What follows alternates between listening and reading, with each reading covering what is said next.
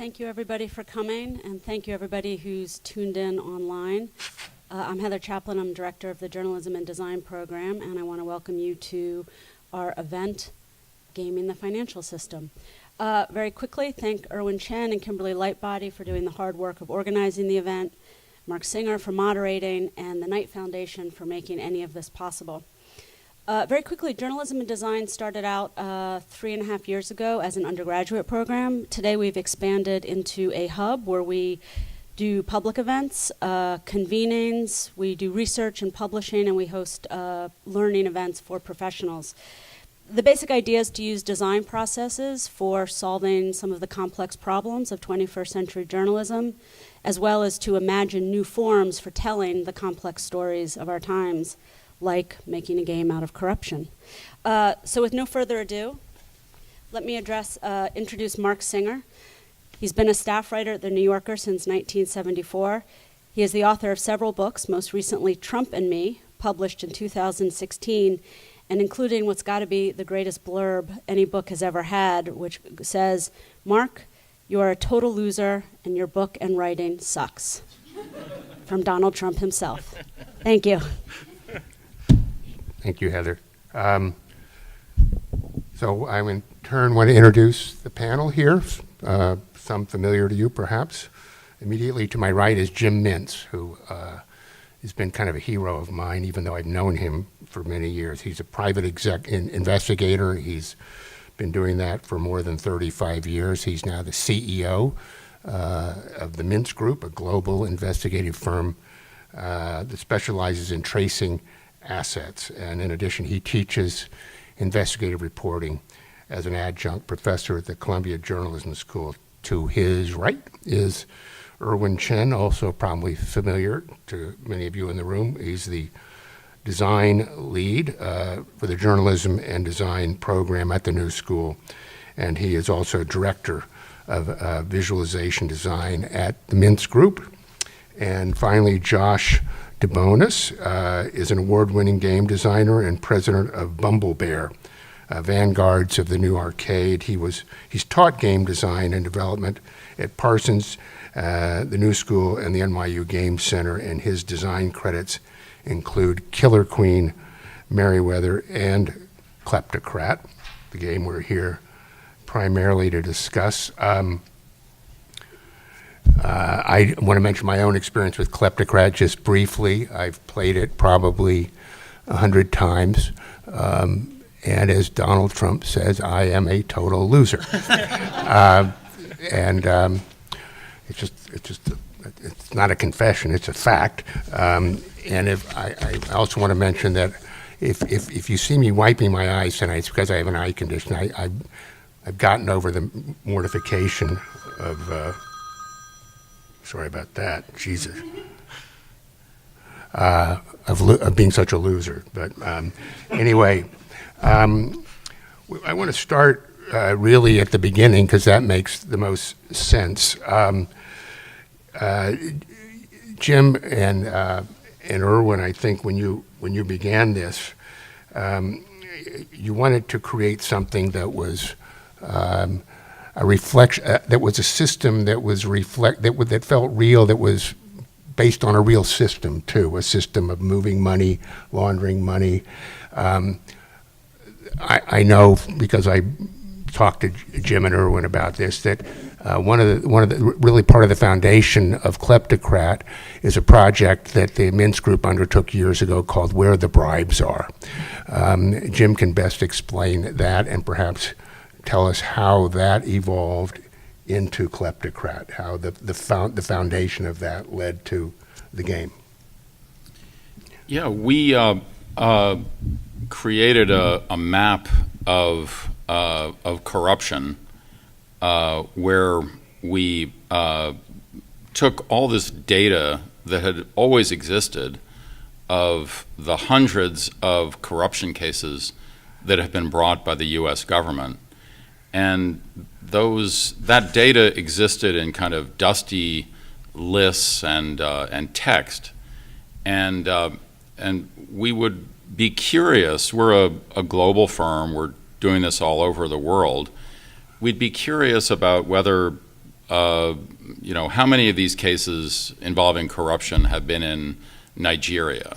Or has anybody in the energy business in Brazil ever gotten in trouble for bribery, or that kind of thing? And you couldn't find the answers in these dusty lists of cases. So we decided to visualize it.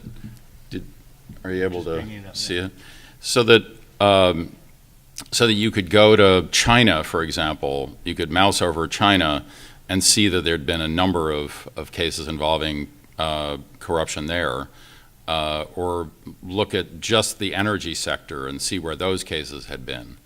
Or go to Nigeria, and we use the size of the icon, the size of the oil barrel. Yeah, Nigeria's where some of the really biggest cases of corruption have been. All of them, of course, in the oil sector. And then we sort of buried on, when you click on one of those, you can see what the case was about. And then below that, we put the actual documents. So you could go as deeply as you want into each of those cases, or each of the industries, or each of the countries.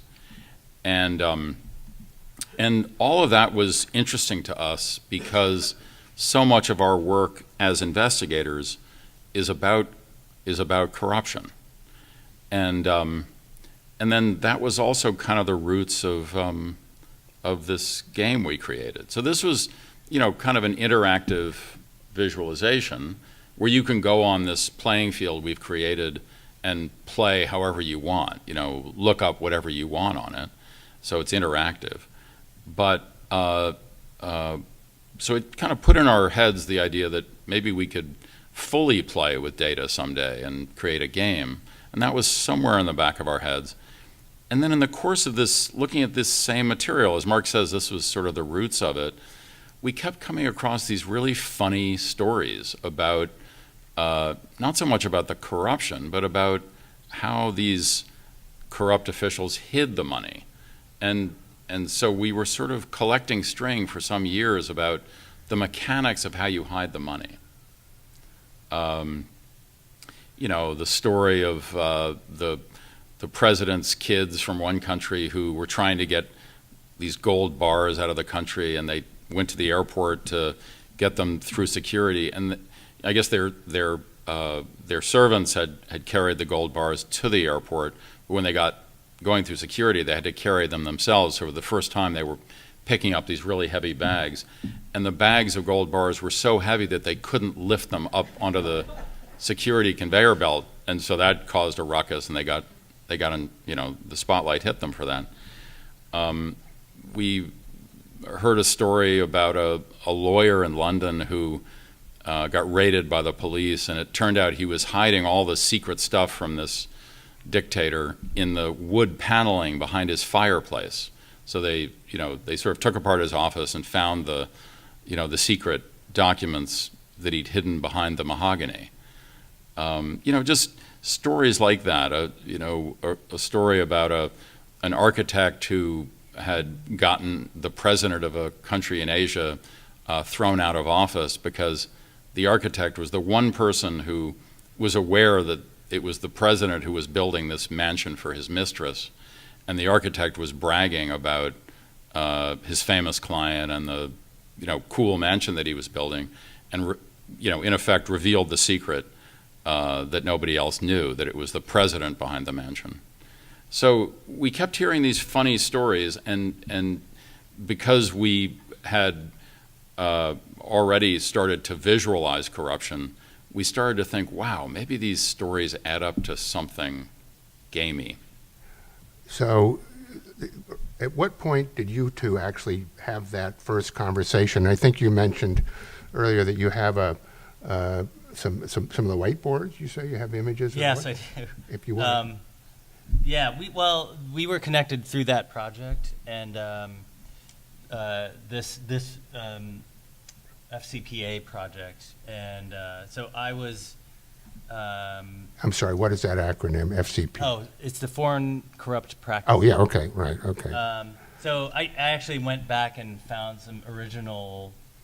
This was the first meeting that we had when Jim and I, and the programmer who was working on it at the Mintz Group, were meeting the first time with Josh.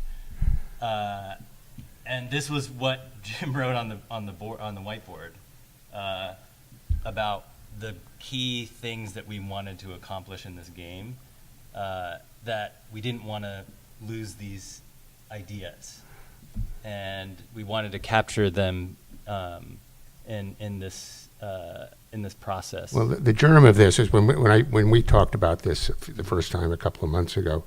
I think I took from this, it made me think of fly fishing, and if you want to catch a trout, you have to think like a trout. And in this case, if you want to design a game about a kleptocrat, you have to think like kleptocrats.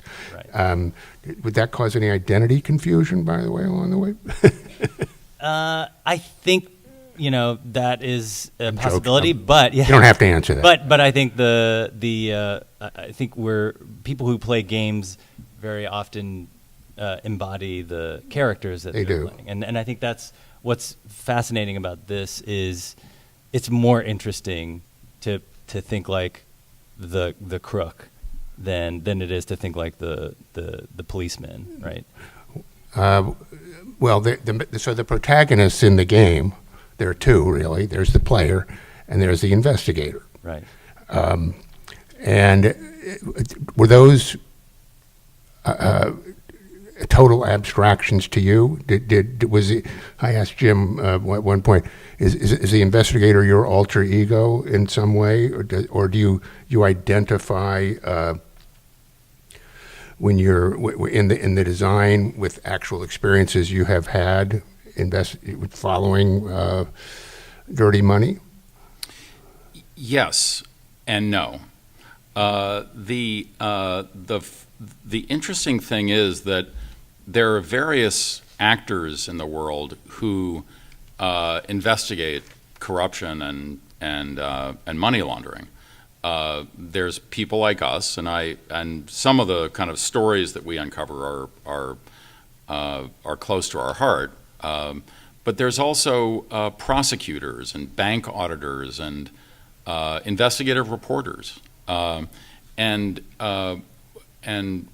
we wanted to create an investigator character who drew on all of those sources. In fact, interestingly, some of what's in the investigator character comes from just average people around the world who are investigating corruption.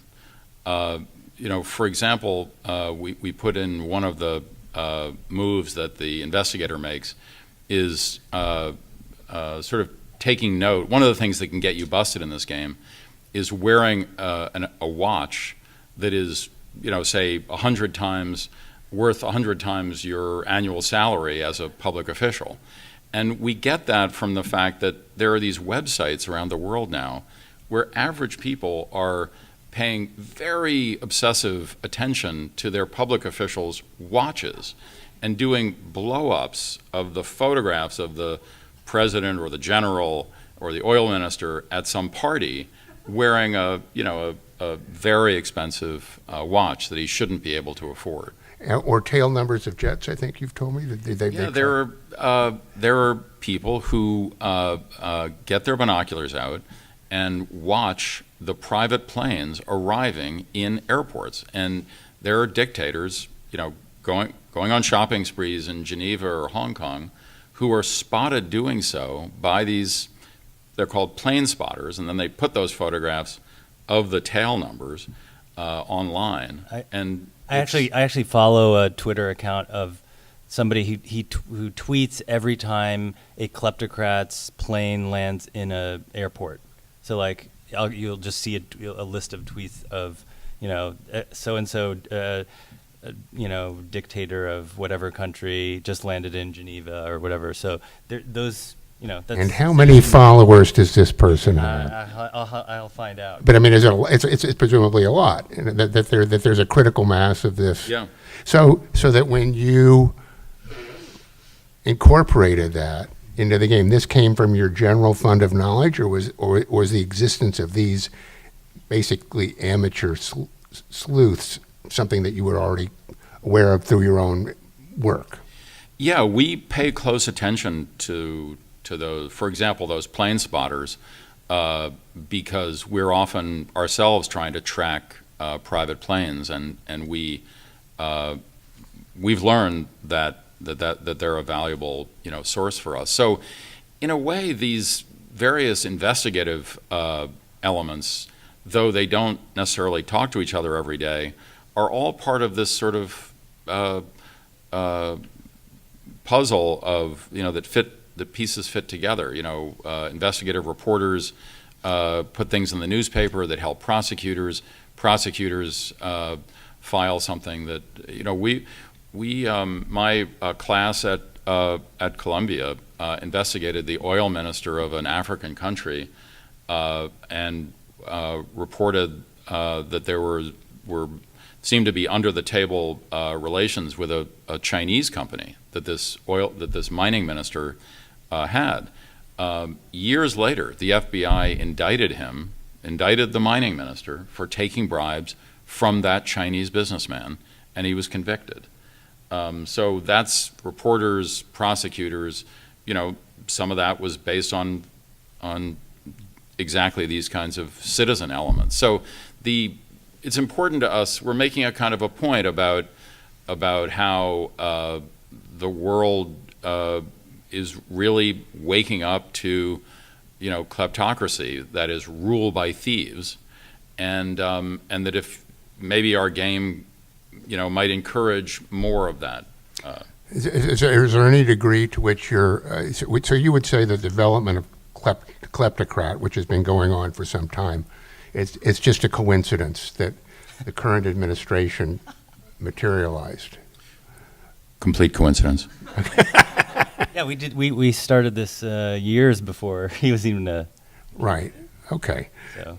But then you decided to make a game based on the realities of dirty money. Then did you look around for other reality-based games? And I eventually want to get to the question of how this led you to Josh and to BumbleBear in that evolution. Yeah, we actually, when we were trying to turn this into an actual game, we tried many different possibilities, and one of which was to actually make a card game, a physical card game.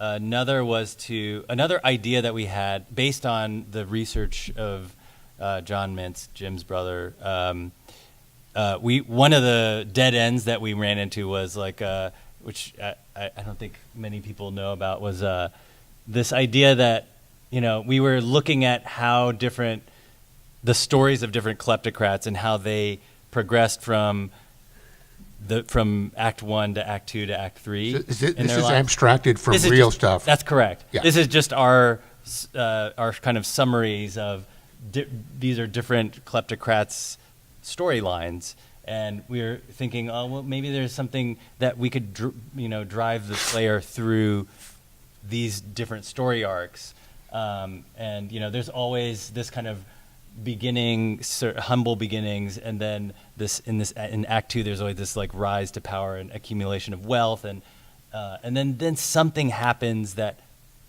triggers their demise, or some act that seemed innocent in the beginning turns out to kind of undo them in the end. Should we look at the cards, at the categories of cards themselves? Would that make sense? Yeah. So take us. Jim, do you want to kind of? Yeah, I guess the sort of the spine of the game is a pattern that we discovered.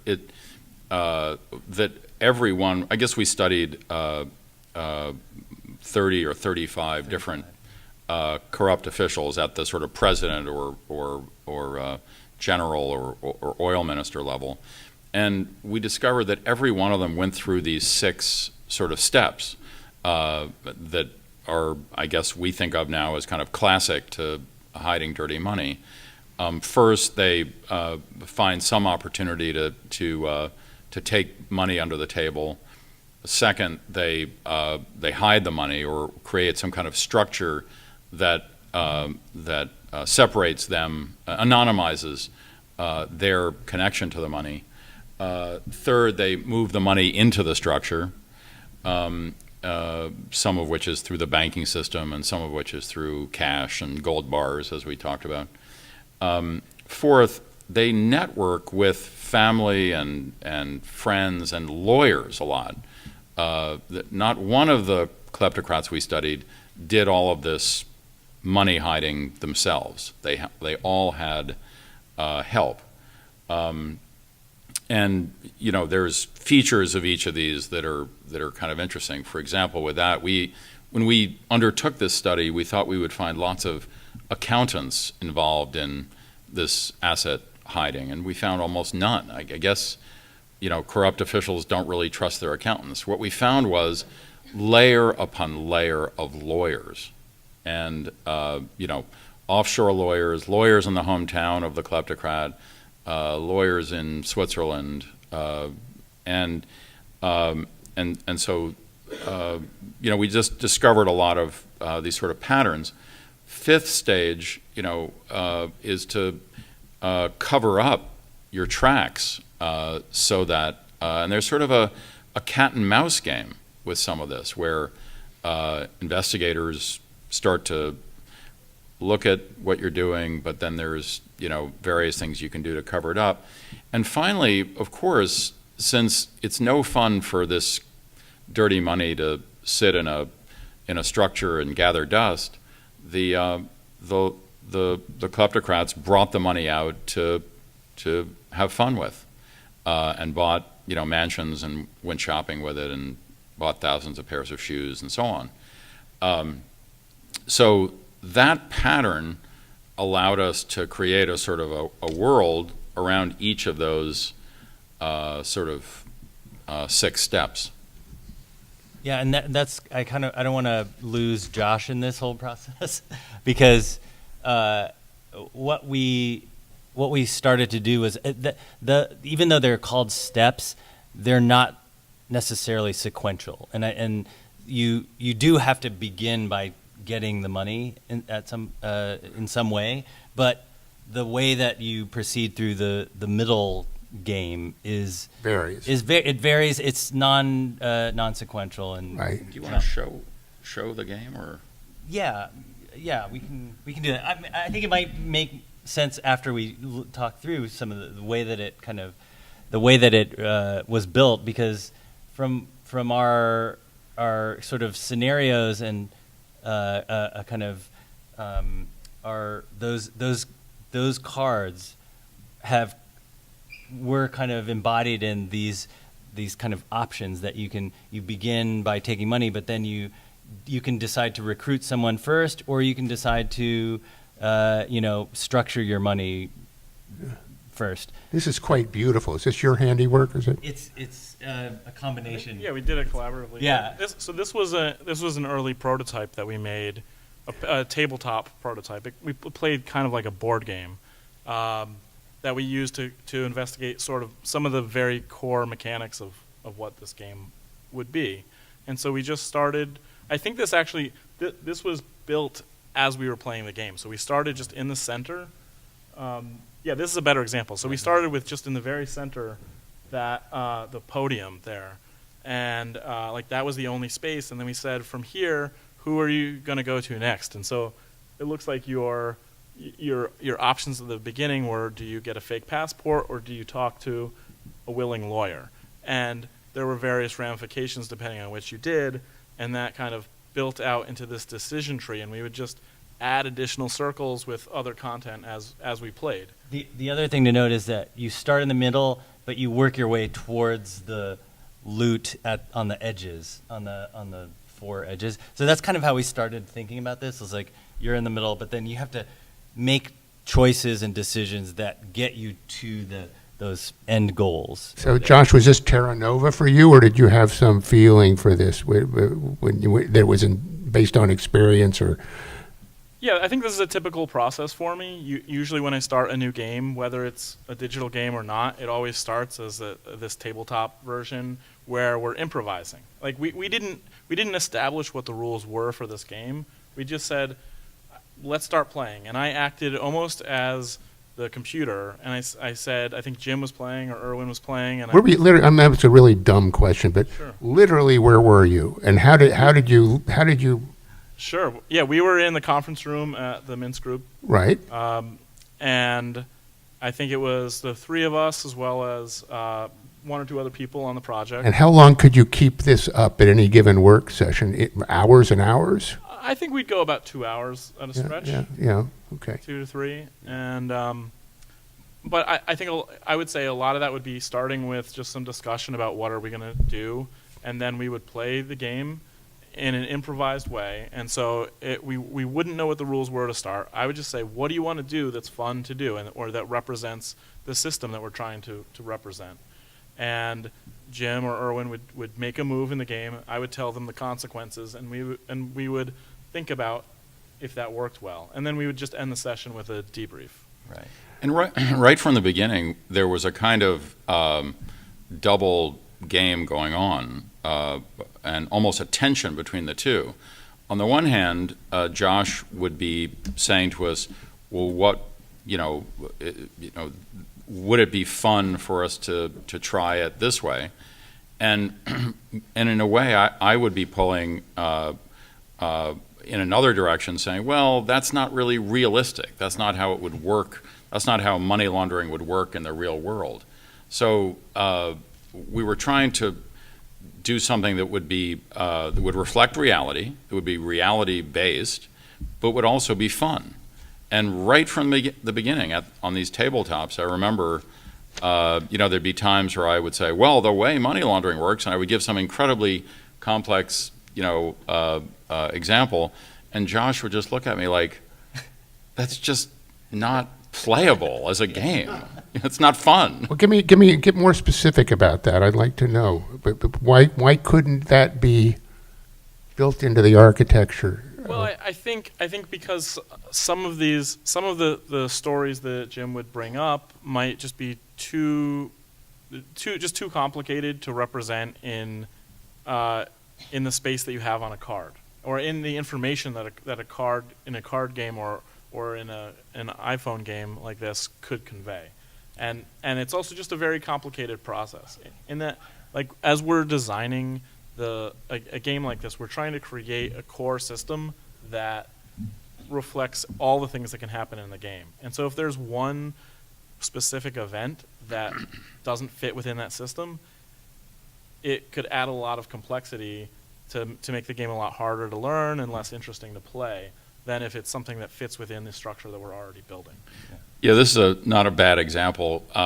This is a card that shows a kind of a scheme where that we see many times in reality, where the way the structure works is that money is wired to banker A, but to make it more complex and harder to trace, banker A has instructions to automatically rewire the money to banker B. And banker B will be in some place like Liechtenstein where you're just never going to see it again. It's really, really hard to get it out of there, even if you had a prosecution going. And I'm sorry, Liechtenstein might not be a great example. I don't want to besmirch Liechtenstein. But somewhere deep, like a real deep hole that the money goes in as its ultimate resting place. One more slur, by the way, about Liechtenstein during this evening, please. And yeah. There's going to be a crowd outside. So. And so this is a gross oversimplification, having it just go through these two sort of stations. And I think what I was saying at the beginning, I'd be pounding the table with Josh and saying, no, this can happen 6 or 7 times before it ultimately goes to its hiding hole. And Josh would say, okay, but couldn't we just have it happen more, in a way that's more accessible to a regular person? So we represented the complexity here, but we didn't go into all the complexities. And I think one of the things that we kept going back and forth on, what was a lot of times there would be this very involved story that involved many different people and many different events and different types of bank accounts. And I think Jim would initially come to it with the idea of like this was, this should be like a single card in the game that is like a fully fleshed out event. Can you think of an example of one of these? Like, I can't think of an example, but we would try and break it down into these atomic elements that represented just a person that's involved, or just one action that they took, or one type of bank account. And then it's the combination of all those things that makes it really interesting. And so it's like, instead of it being about your mistress burying the hard drive in the backyard, it's like that. Instead, we broke that into two different things. So you have a card that's your mistress, and you have a card that's burying the hard drive in the backyard. And so in a different session of the game, maybe your lawyer buries the hard drive in the backyard. And I think that it leads to more variety in the gameplay. It also leads to more interesting choices in the game as well. Where on the flip side, it can also lead to situations that don't really quite make sense in the real world, and that is one of the consequences of making something that's an abstraction. Yeah, one thing we had to do was, just from a design standpoint, was these cards originally had like sentence-long headlines that were very descriptive and colorful, and we had to like whittle those down into like the cards that you see now, and the reason there are sort of reasoning behind that from a gameplay standpoint was no one's going to read that. No one's going to read that unless it's like 3 words or two or three words, and they're not going to remember that card because it's so long. So yeah, I'd be saying, I need 15 minutes to explain how casinos are used to launder money, and Josh would be coming up with a card like this that honors that people use casinos to hide money and gives you a sense of how they do it, but it boiled it down to something that was a little more accessible.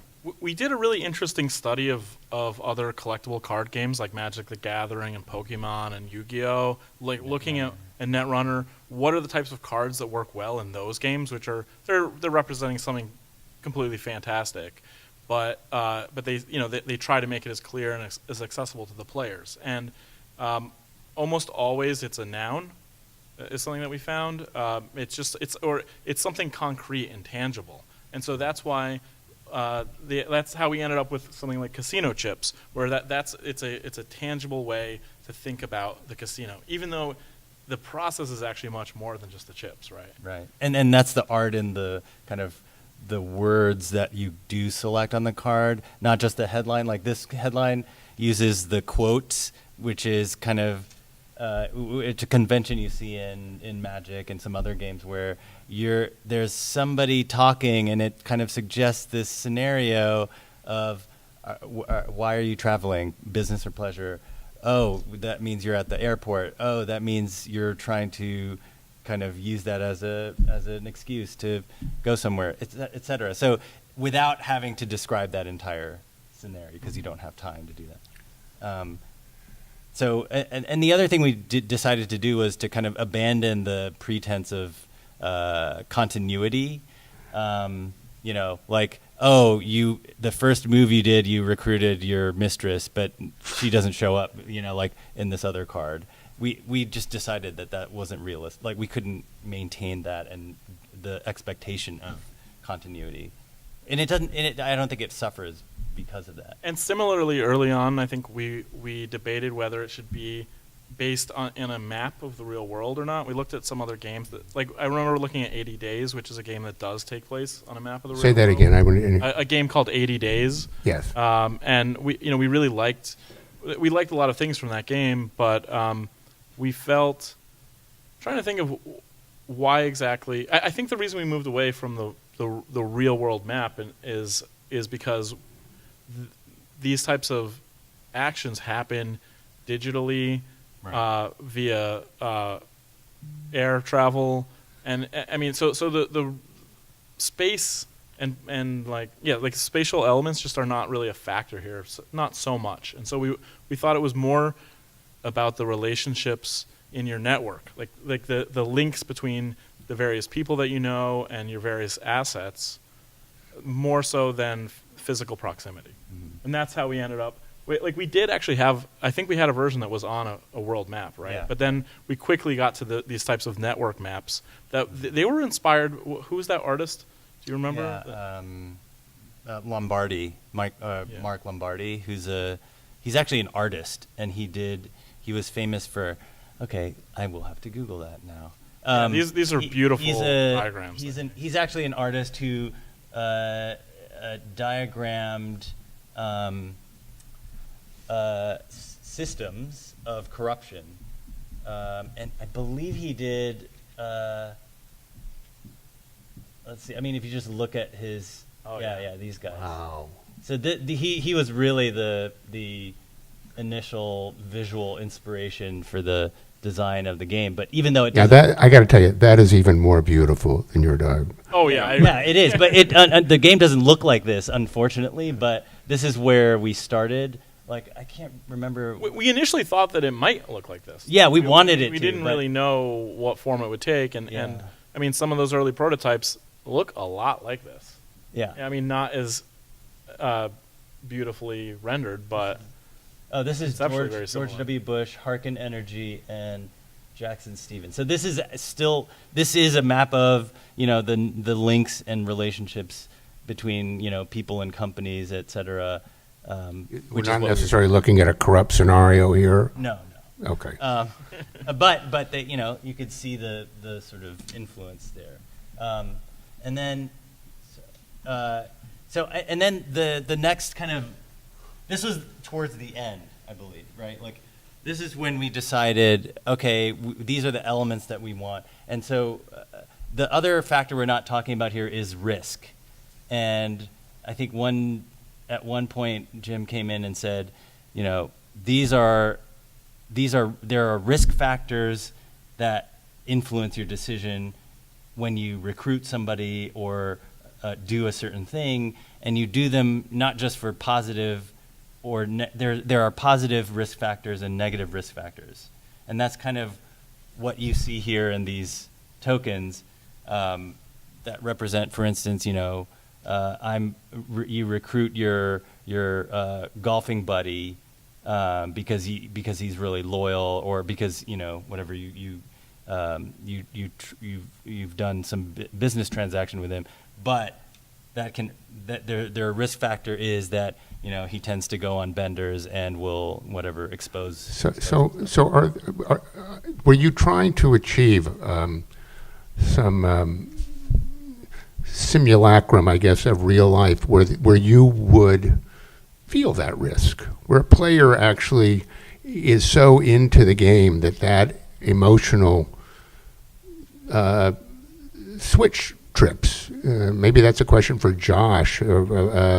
You probably played more games than anyone else at the table, and design obviously more. I don't know. I don't want to take anything away from Irwin, but so is that level of that kind of buying in emotionally something that you were also trying to achieve going into this? Oh yeah, absolutely. I mean, I think risk is a major emotion that all games evoke, all interesting games evoke, and so it's a natural fit for a game that we're trying to teach about risk as part of the system, to integrate that as a core mechanic of the game. Actually, now that I think about that question, that's the piece that is the most difficult for, I think, a journalist to capture in telling a story. Like, you have to get the reader to invest so that they feel the risk of the outcome of the story, right? And so I think what games can do very well is to put you in the position of feeling the risk, feeling that danger, or caring about the outcome, or... Well, in a narrative form, for whether it's journalism or fiction, yes, you have chapters, you have cliffhangers, exactly. You have a conscious manipulation of the consumer to be invested emotionally, and you can, the idea of sort of sitting on the edge of your seat, ready as in a movie, and that was also more easily achieved through this. I think it's more natural in the form. The game form is like you're constantly almost any game you play, you're at risk of losing. The game ends when you lose, or you've worked so hard, you build up capital, or you invest time into something and you lose it. That's natural. I mean, when the kleptocrat in the game is at risk, the player is actually at risk. You're at risk of losing the game, or of just losing a resource. Players don't want to lose a single card because they have this emotional attachment to it. And then, one thing that we did that I think works really well is the game has this streak system where it keeps track of how many terms you've served in a row successfully. So after you've served 8 or 9 terms in a row and you've put hours into doing that, if you get caught just once, you lose that entire streak. So you're incredibly scared about getting caught. And I've observed a lot of players of this game being very risk averse in a way that it's irrational. Like if you do the math of their chance of getting caught on certain things, it's very small. But sometimes because they're so scared, I see them do things that are very irrational, and I find that really interesting. It's more of an emotional response than an intellectual one. In the development of the game, in these discussions, I was sort of the protector of what I call truthiness, the sort of the reality of whether the game was really reflecting reality. So let me play that role tonight. Just what Josh and Irwin have been talking about is what kleptocrats go through. We see and can kind of feel it. That you've just done something under the table. You've got $20 million in a vault somewhere, or in some form, and it just can't stay there. You've got to do something with it because it's too identifiable with you, and unless you go through this process of hiding it, you're totally screwed. And yet the hiding of it involves doing things that sort of contain the seeds of your own destruction, unless you do them really well. If you trust the wrong person, they could flip on you. If you move the money, like can't lift the gold bars, you can get caught, et cetera, et cetera. And so there is this reality to the risk factors that we built in. That sense of when an honest person plays this game, are they adopting a persona? Or is a risk-averse person someone who actually, outside of this game experience, is a more scrupulous person? Is that a disqualifier for people who think in rigidly, moralistic, possibly? Are you talking about yourself, Mark? Yes, I'm not. Yes, I'm not. I'm lousy at this game just for many reasons, and that would not be the one. But I'm curious as to when you're designing it for an audience. What do you think? And that's maybe the better question here. What are you imagining about the willingness of a player to go where you want the game to go, or to who was the ideal consumer or player? Yeah, I think that most people, when they play games, they will try and take the optimal path to winning the game or doing well in the game. And it may take them a little while to learn what those strategies are that lead to that, but they figure them out. And then they use those. They create rules of thumb for how to play that lead them to positive consequences. And so what we do in a game like this, trying to get you to think like a kleptocrat, is to make those strategies the same types of strategies that a kleptocrat would do, or in any type of game that you're trying to make the player think like a certain type of person. You want those, you want the mechanics to be based on that. And so yes, you do think like a kleptocrat would, because it's the optimal way to play the game.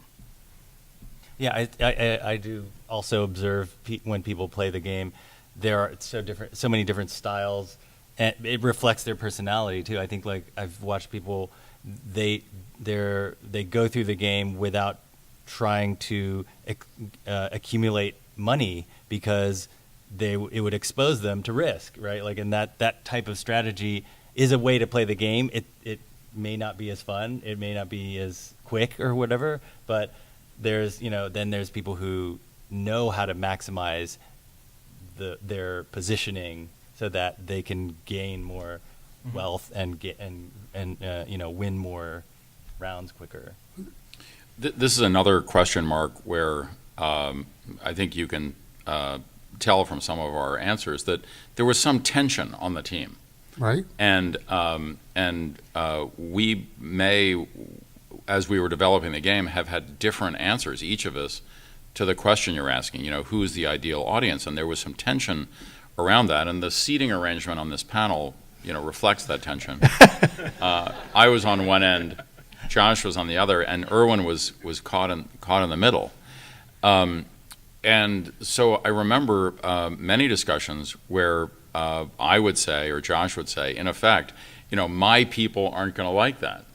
And Josh's point of view is more of a gamer point of view, and my point of view is, say a middle-aged lawyer who might engage in these kinds of cases, and I wanted them to like our game. So you were torn between whether this was a public interest function that you were providing, or an entertainment function, or a tutorial function for kleptocrats. I mean, this is open to various interpretations, but obviously you had your idea that you were very much in trying to point out the foibles and fallacies of kleptocracy. Yeah, and Josh would say, in effect, well, that may be, reflect reality and be and so on, but no, it's just not fun. You can't make a game out of some complex. I think Jim's term for the gamer side of the game player that Josh was referring to is more the teenagers, the people who play like World of Warcraft or even like Candy Crush or something like that. Like the people who are just playing the game for the fun of it. Well, I'll give you an example. If you pull up the gallery, I really wanted a lot of cards in here because there's just a lot that we had discovered. My brother John is here, and it was really his job to create this database, this archive of examples of. So just like good stories that good stories. And so I had, I wanted 60, or I think we ended up with 60, but, I wanted a lot of cards that with all this complexity to it. And Josh said, if you put all of these cards on the game at the beginning, it'll just overwhelm people. And so we ended up with a kind of a compromise where the gallery. Is that it? No, I'm sorry. I was pulling up the actual board for people who hadn't seen it. This gallery that we created that you can get to from the opening screen has all 60 of these sort of scenarios, of these cards on it. And you can go enjoy them all you want. You haven't started playing the game yet, but you can sort of be welcomed into this secret world of dirty money. But as you see, a number of them have locks on them. So to honor Josh's point, that you don't want to overwhelm people with, I kept using the word complex as a compliment, and Josh kept saying, complex is the enemy. Okay. Yeah, like Josh, I think Josh's side was, let's do 30 cards, let's do 20 cards, and let's make the board smaller and smaller, and that was just kind of like antithetical to. Well, this debate must have been very key to the development of the tutorial also, correct? Because when you go through the tutorial, you don't really get introduced to all 60 cards unless you're determined. I mean, you're just trying to figure out how can I get into this game, You want to talk a little bit about that? The tutorial was, I think, the hardest part of the game, of the development. And it often is. Yeah. In any game I've done, the tutorial, it takes a long time to develop and to design, and That's true of any game, though, you're saying. yeah, including this one. And I mean, it's just a very difficult thing to do. You're teaching somebody how to play a game. I mean, if you've ever tried to teach somebody just to play like a card game or something, think of how difficult that is. Now try doing it without being there, right? Like that's what you have to do. Right. And if you don't, then the person doesn't get it, and they don't play a single game at all, and they don't enjoy it.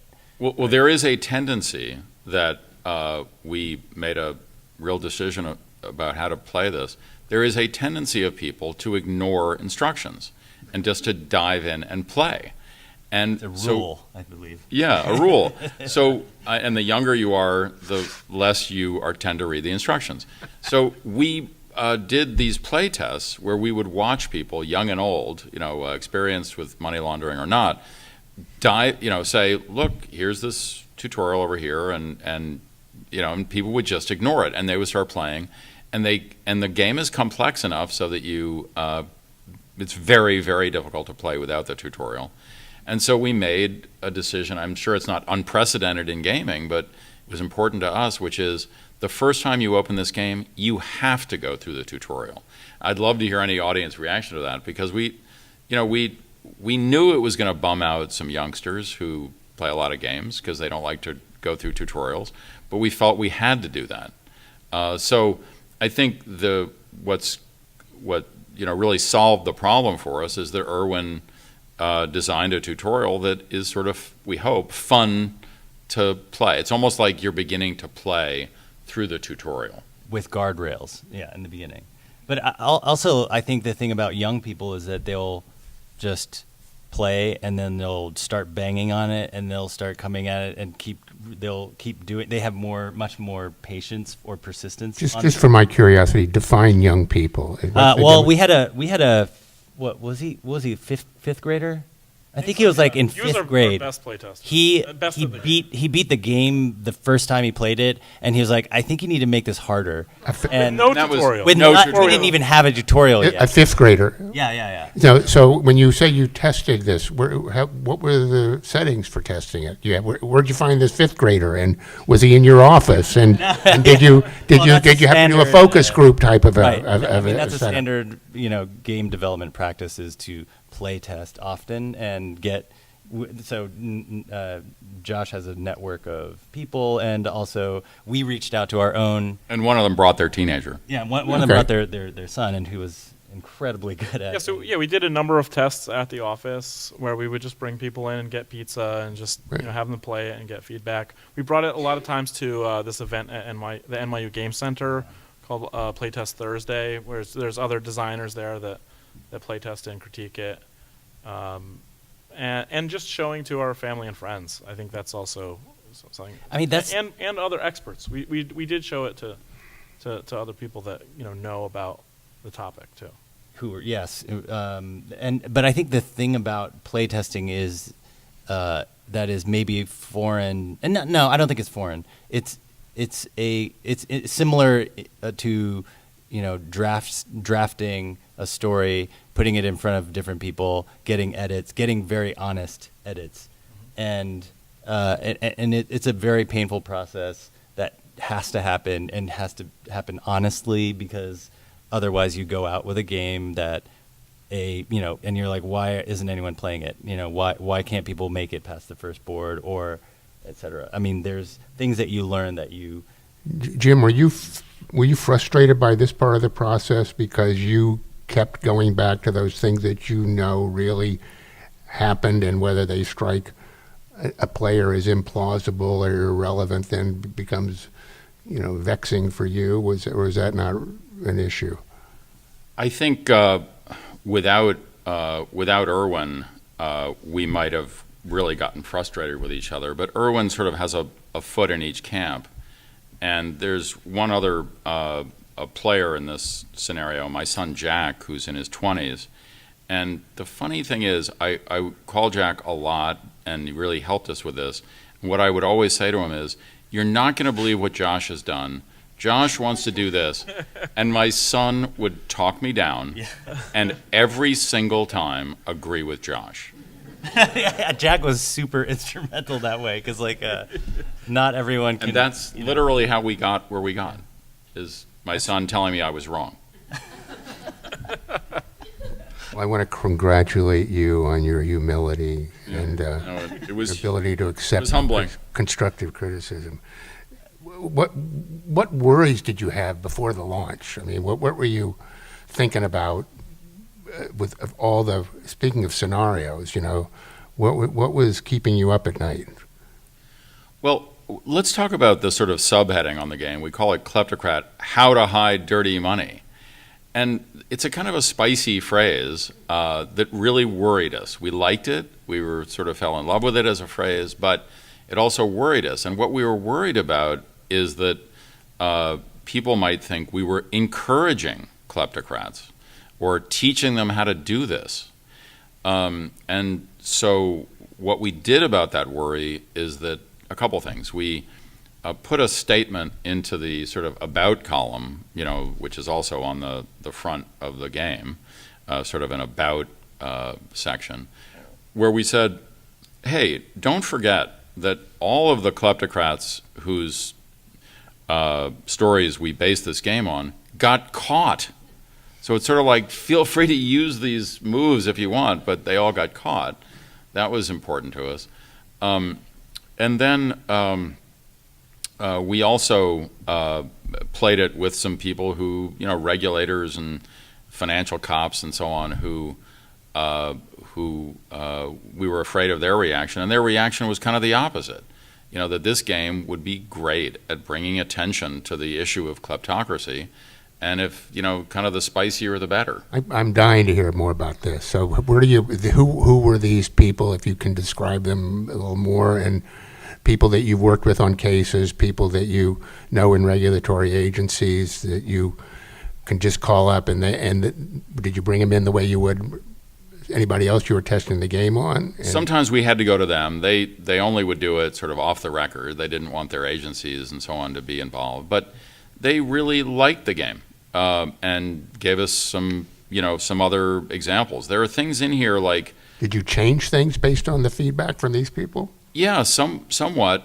For example, there's a card about the Hawala market where, I don't know whether you all have experienced this, but there's a sort of an informal banking system in the Muslim world where it doesn't involve paper at all, where you can walk into a Hawala market in Dubai and say, here's $500,000 and I want it to pick it up in Paris tomorrow.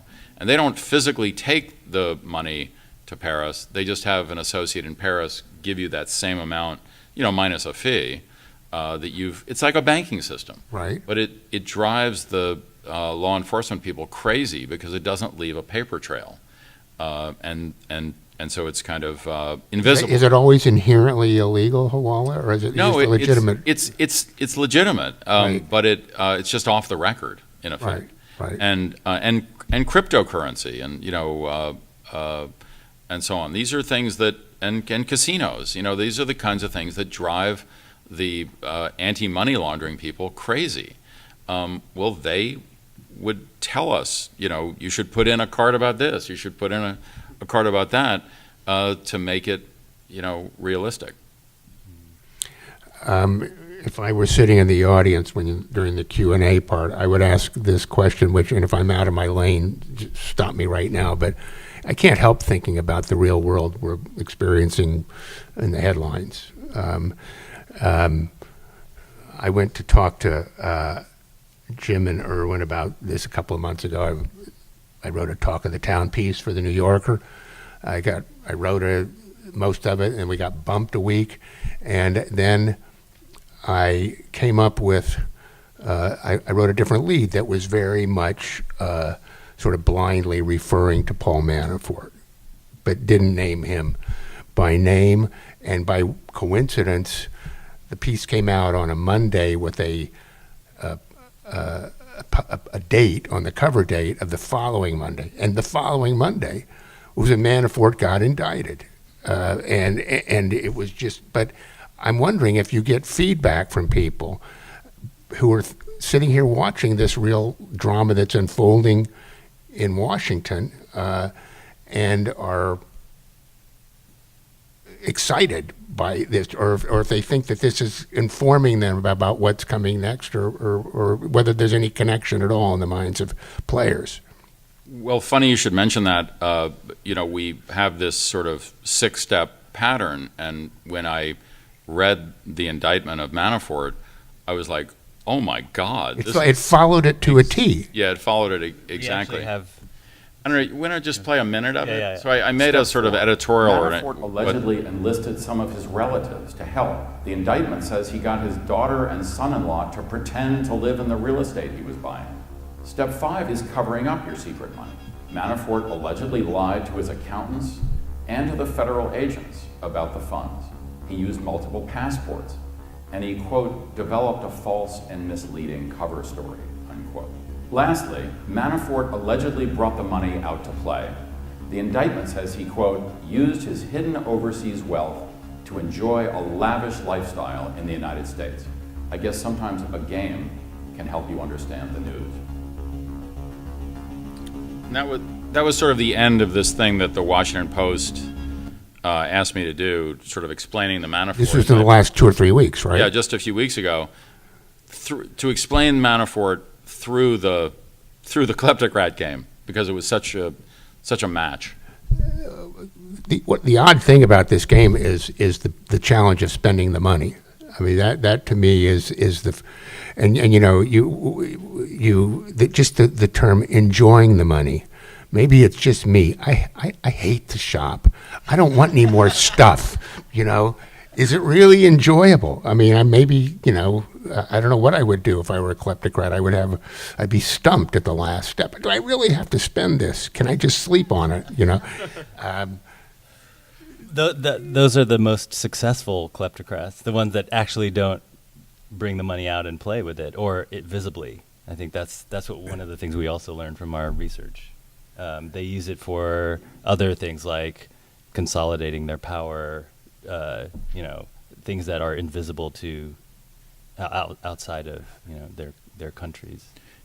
The funny thing is that if I had to summarize this sort of thinking behind this game, or the pattern behind this game, I would say that the tricks and moves that corrupt officials use to hide their money also blow them up, also have the seeds of their destruction.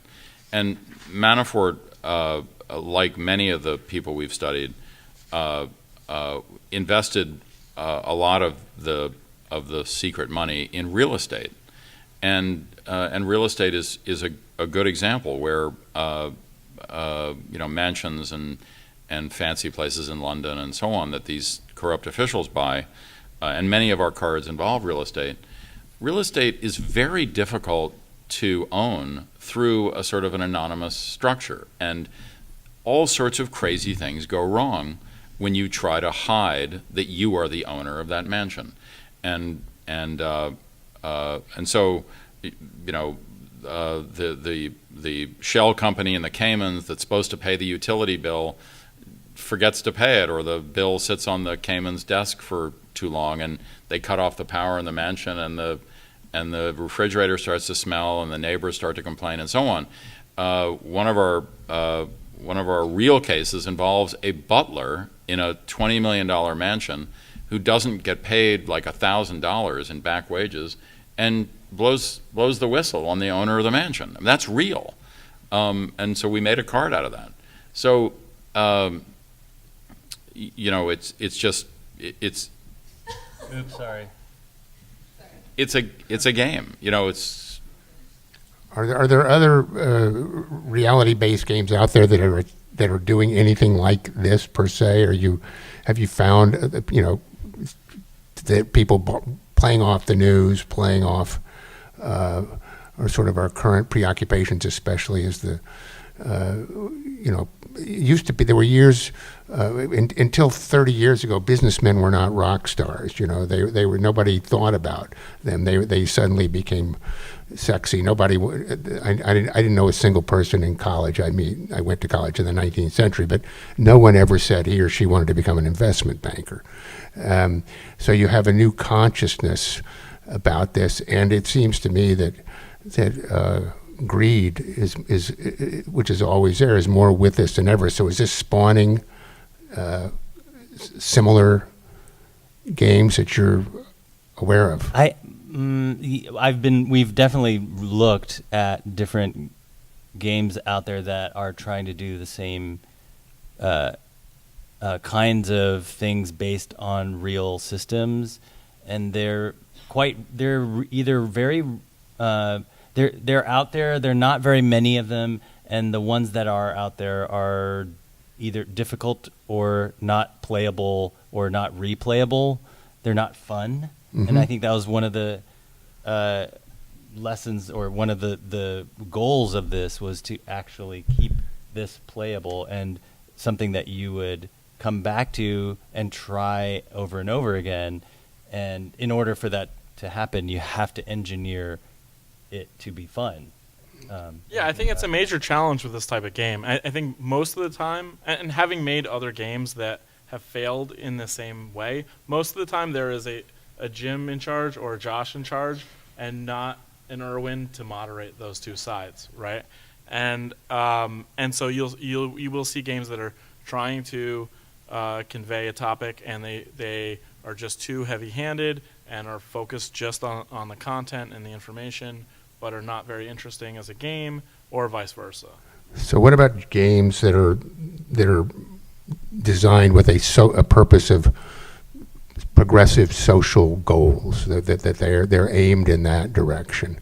Are those, is there an inherent problem in making those as engaging? Yeah, I mean it's very hard to do. I mean there are some successes and many failures. I mean, which is true of all games. I mean, it's hard to make a fun game, period.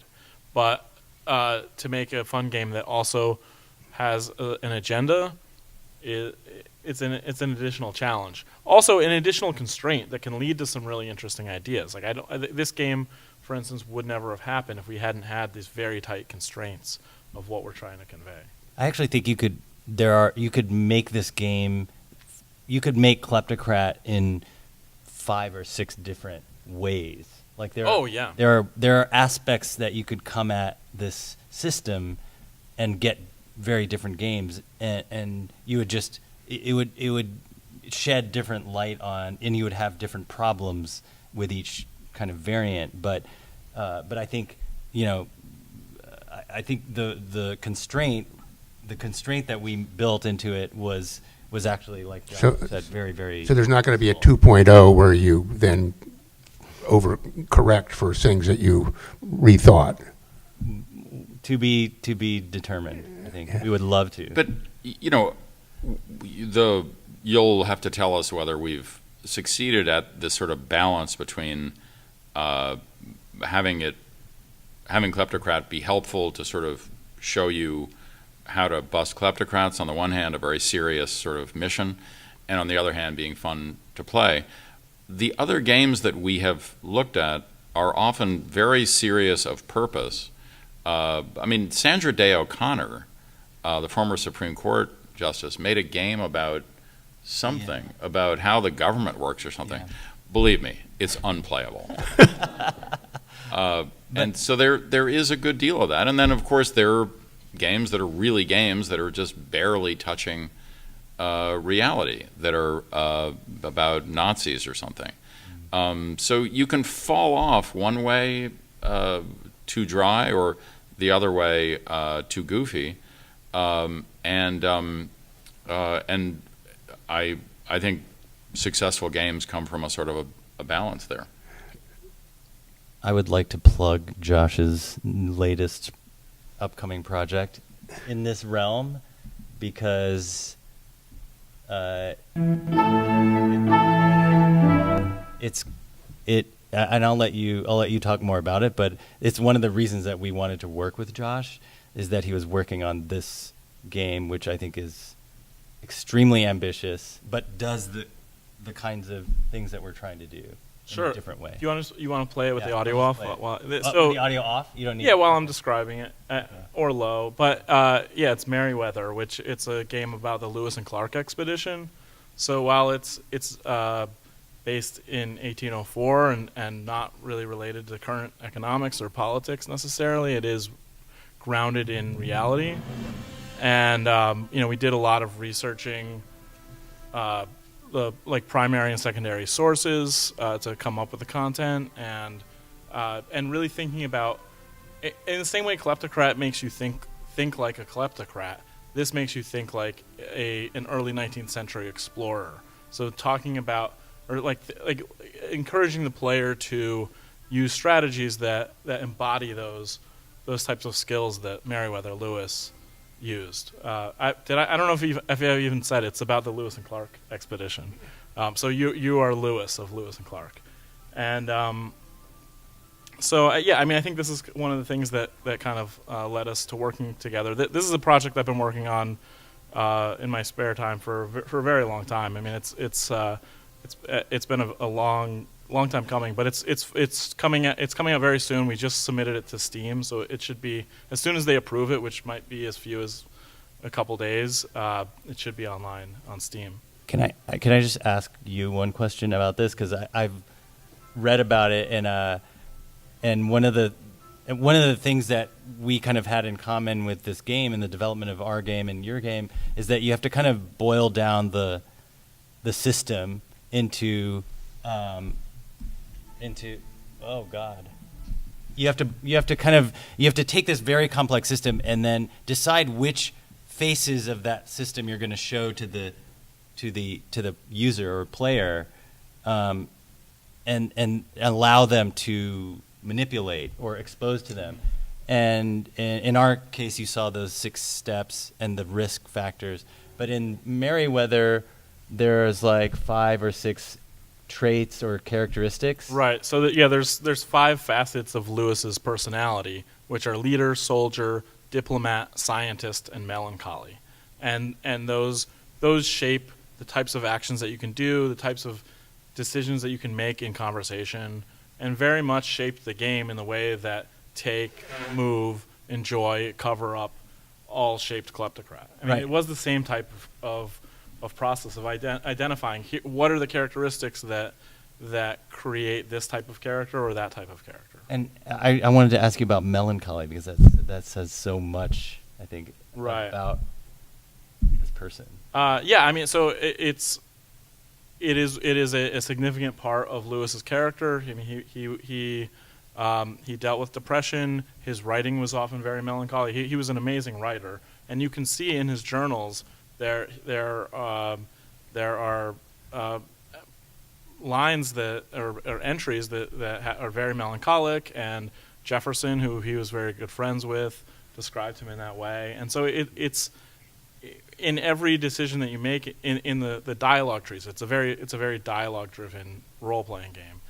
There's always a melancholy option, which is usually not very good for you to choose. So as you're a trying player. to decrease his melancholy. Well, yeah, but so it's a little too complicated to describe right now. But basically, every once in a while, you have to choose it, and so you want to choose it before you're at a critical juncture. If you're negotiating with somebody that has your life in their hands, you don't want that to be the moment that you have to choose it. So hopefully you can let off some of that steam earlier on, and it leads to some really interesting decisions, as well as it being, because it's a role-playing game, sometimes you just choose it because you want to, and you want to see where that might go. So we have about 10 minutes left, which makes time for questions. Did you? Yeah, we have There's a microphone over here. Sides if you Yep, want, but over there. so we can hear you.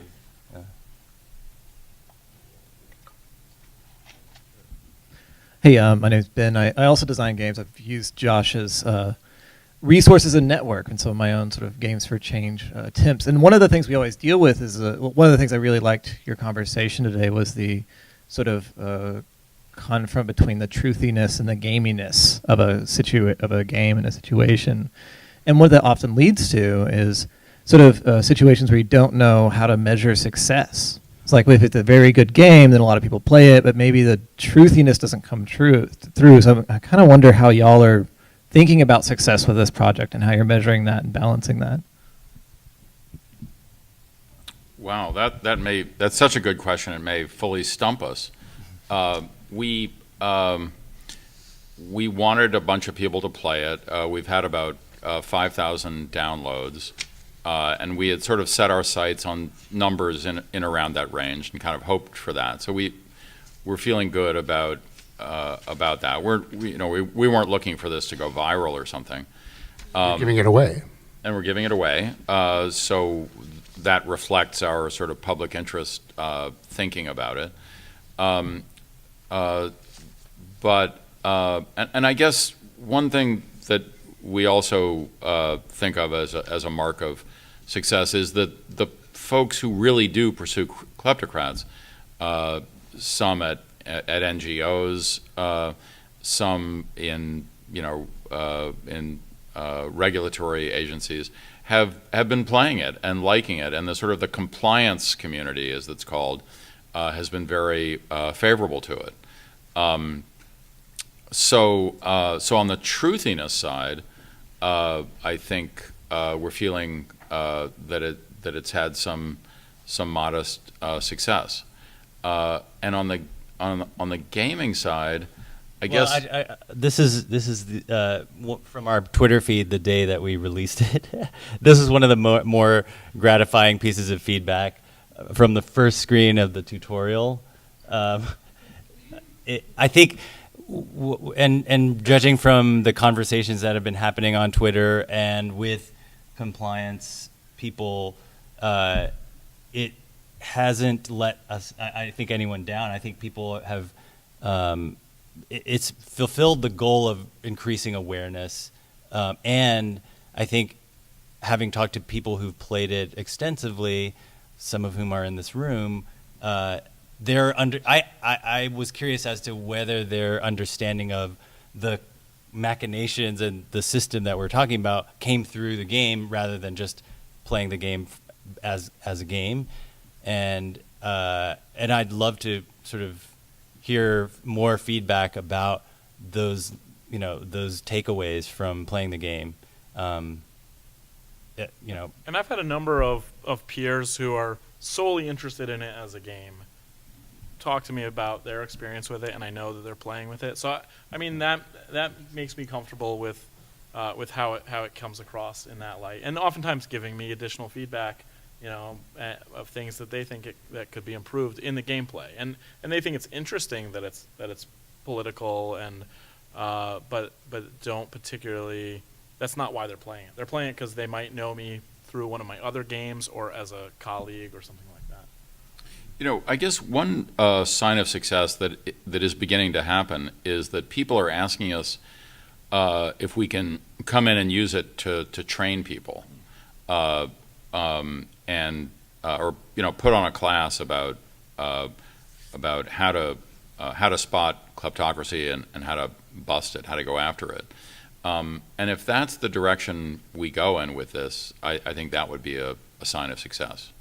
Kleptocracy is a genuinely worldwide problem, of course, happening in every corner. And if we get invited in, and this is starting to happen, to go into some developing country and use it as a way not to look at Paul Manafort, but to look at some genuine kleptocrat out there in the developing world, that would be, I think, on the truthiness side, a sign of success. Has John Jay College approached you on that school? No, but The question was whether John Jay College had approached. Wait, I think we have someone from John Jay here.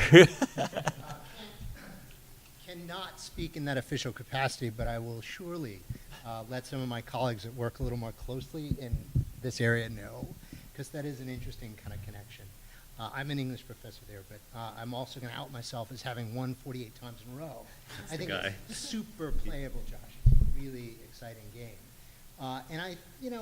Interesting things happen when you pretend you're a kleptocrat for 48 straight streaks. You really enjoy evading the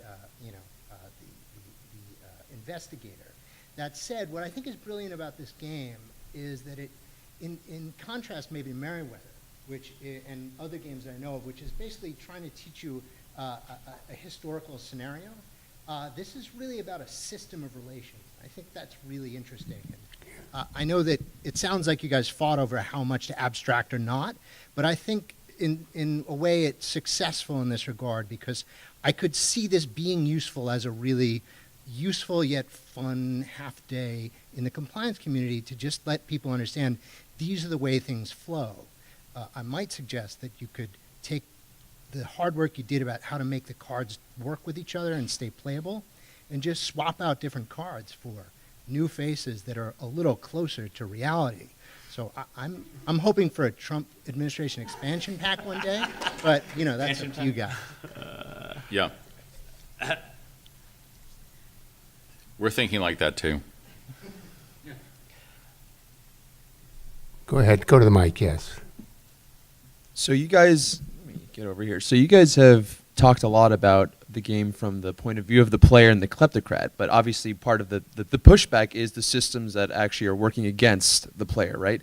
So I'm curious as to if you have any takeaways in terms of like how you model the adversarial mechanisms in the game. Like, were you finding that it was mostly NGOs, private firms, like government apparatuses? Like, who are the institutions that we could look to that are actually effectively mitigating kleptocratic actions and like these people? It's a great question. One of the things that the game reflects is that around the world, these sort of financial cops, sometimes referred to as FIUs, financial intelligence units, and we use that term in the game, are putting pressure on banks to report to them sort of suspicious activities. And so, for example, back to reality, in the Bernie Madoff fraud is the biggest fraud in human history, and the news that it had been busted arrived very, very suddenly. He just confessed. Nobody knew he was going to do that 30 seconds before he did it, so the day after Bernie confessed and the headlines erupted, I've described as one of the biggest wire transfer days in the history of man, because people were trying to move their money around. I'm sure I'm exaggerating, but there was a lot of frenzied activity by the people who were in it, in there with him, and a bunch of banks refused to carry out the orders of their clients to move the money, because somewhere in their sort of due diligence process, they knew that money was related to some guy they had never heard of before named Bernie Madoff. But when the headlines arrived, and simultaneously they were ordered to move that $20 million immediately, and they just refused. They called up their financial cops in Paris or Monaco or wherever it was and said, I've got a sort of suspicious thing going on here. What should I do? And the cop said, first of all, freeze the money. If you move the money, you might be committing a crime yourselves as bankers. And so that interplay between banks and cops has gotten a lot stronger lately. And this whole game of moving money around, I think the game conveys it. It's not as easy as you might think. There's cat and mouse. I think the investigator is one of the most abstracted elements in the game, in that all the player sees is a magnifying glass most of the time, and that represents a number of different agencies and people. It starts to become a little more concrete when you do get busted for something. It shows you a message that describes what happens, and there it becomes a private investigator or a prosecutor or a reporter, and you realize that it is this like conglomeration that's chasing you. But I think that's because we chose to focus on the kleptocrat and not the investigator.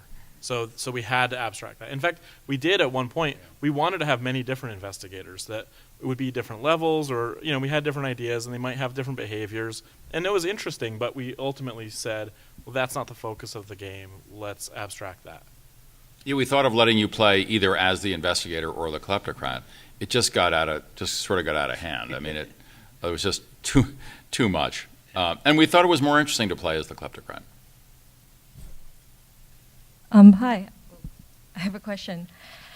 So as some of you are probably already aware, Monopoly is a game that was actually in its original iteration, it was supposed to educate players on land grabbing, the outcomes, and to think more critically about the process, but very few players today consciously think about it, and I was wondering what steps do you plan or anticipate on taking to address that in the under the circumstances where the narrative or your message gets lost when it's released to the public and so forth.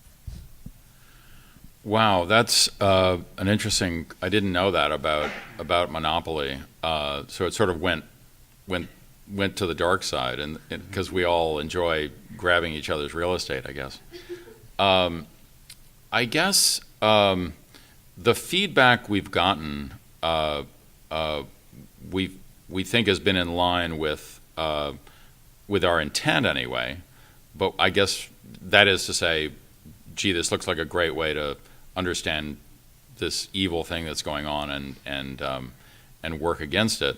But there's no telling what happens when Monopoly gets out among the humans.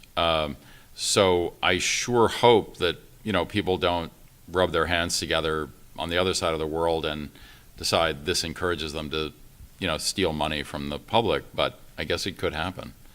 I mean, we are playing a little bit with this how to hide dirty money. I mean, it's spicy, all right.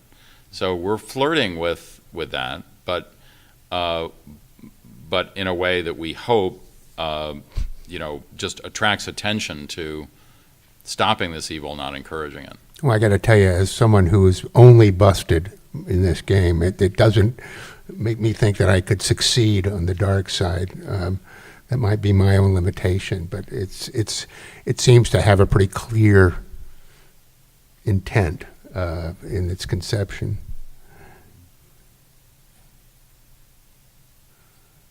Any more questions? Some.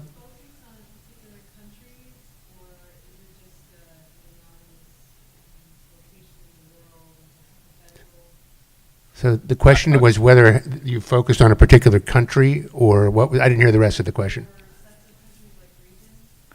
My brother John is here, and he really created this wonderful database that we use to build the game on, a database of real examples. But I think, John, it would be fair to say that one of the things that we were blown away by is that our examples came from every corner of the world, every region, and they all fit the same pattern. I don't know whether that's a heartwarming kumbaya kind of thing, that money laundering, unites the world, or I don't know what the slogan would be, but this pattern really held true regardless of region.